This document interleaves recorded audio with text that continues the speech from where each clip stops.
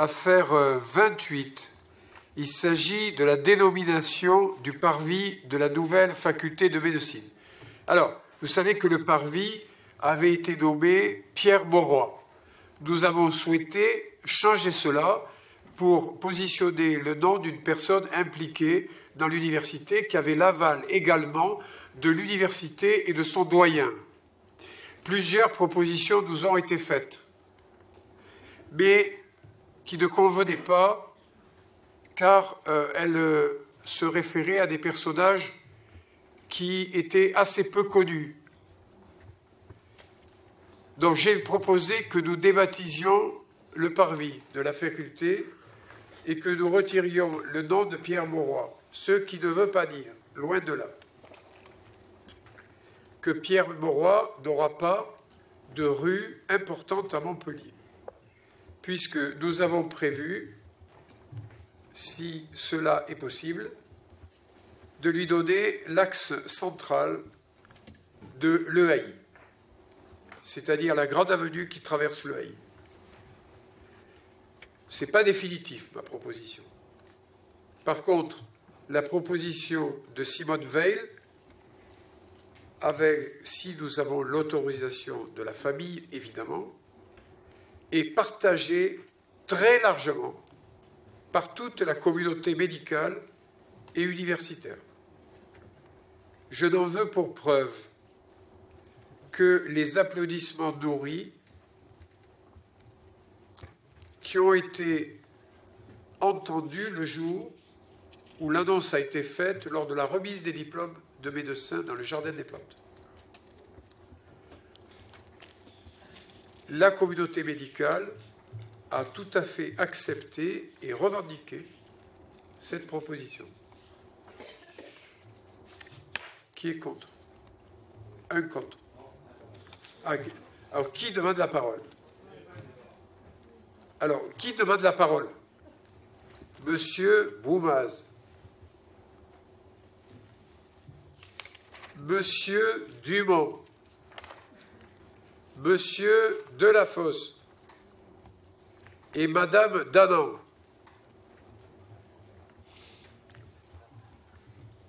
Elle est là, elle vient juste d'arriver.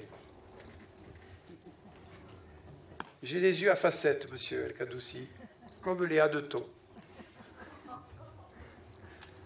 savez, la nature est un spectacle formidable. Il y a des animaux qui sont doués de qualités exceptionnelles.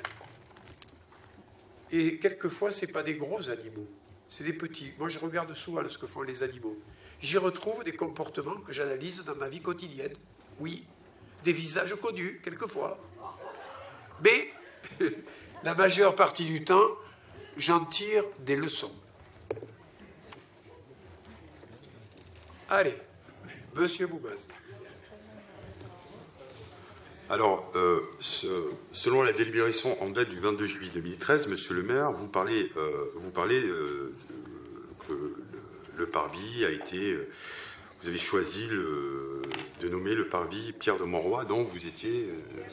pas Pierre Mauroy, dont vous étiez dans l'exécutif. Aujourd'hui, si je comprends bien, bon, il est question de voter une seconde fois, donc de destituer, de mettre Simone Veil. On a déjà retiré le nom. Oui, il n'y a pas de souci. Conseil municipal précédent. Ouais. Mais cette affaire exprime bien le malaise dans lequel se trouve notre ville, entre la région, sans parler de vos anciens camarades du département.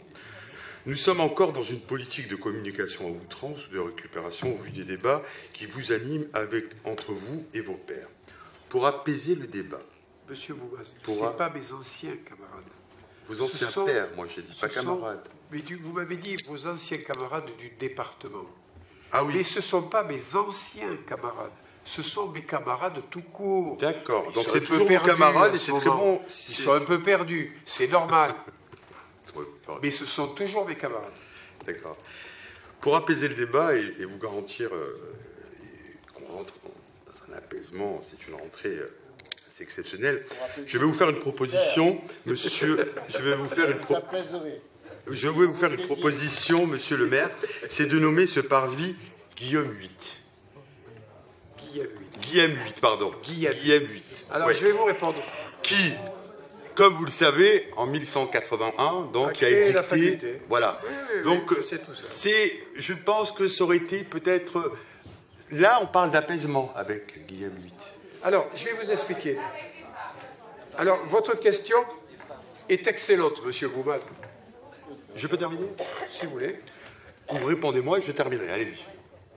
On ne peut pas faire trop de dialogue dans cette assemblée. D'accord, alors Et je conclurai. Non, mais voilà.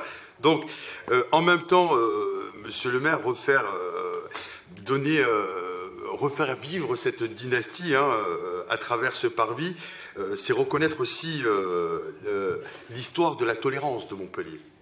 Hein, je veux dire, on a été quand même une terre d'accueil et ça date bien avant Aragon. On est bien d'accord. Donc voilà l'histoire. Alors, moi, vous avez vu, monsieur le maire, je parle de Guillaume VIII qui a autorisé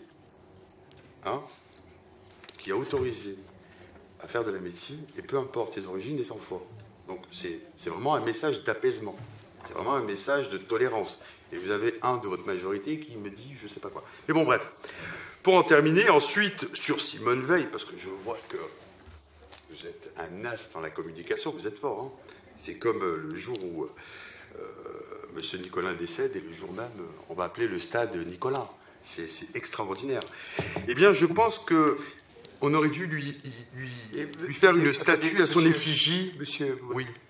Jamais je me serais permis de dire cela si je ne l'avais pas proposé à Louis Nicolin de son vivant. Mais on n'a jamais eu un écrit. On ne l'a jamais su. Ça, c'est entre vous et Nicolas. Il n'y a pas de petite souris. Lisez la presse. Oui. Bon, voilà. Mais si vous voulez faire le buzz, monsieur le maire, avec Simone Veil, je pense qu'une statue à son effigie à la place des grands hommes, entre Staline et Mao, aurait été de bon augure, comprenne qui pourra, qui voudra, et cela s'adresse à la Gazette et à e-Métropolitain. Voilà.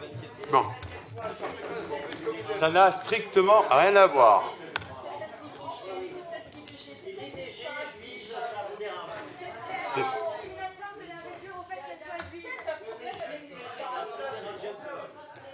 Bon, alors, pourquoi Guillaume VIII? Pourquoi pas Guillaume VIII? La proposition de Guillaume VIII m'a été faite par un médecin qui est vice-président du Conseil de l'Ordre, qui est installé à Montpellier. Et je l'ai proposé au doyen de la faculté de médecine, ainsi que à l'ancien doyen. Ils ont réuni leur board, ils ont analysé un certain nombre de noms, et on s'est aperçu qu'il y avait, je ne sais plus où, un mail qui s'appelait déjà Guillaume VIII dans la ville. Et puis Guillaume VIII ne paraissait pas assez représentatif de la médecine, de l'humanisme, même si historiquement vous avez parfaitement raison, il le fut, oui, mais il a semblé aux universitaires et au corps médical que le nom de Simone Veil était beaucoup plus représentatif pour l'histoire de la faculté et pour les valeurs qu'elle transmet.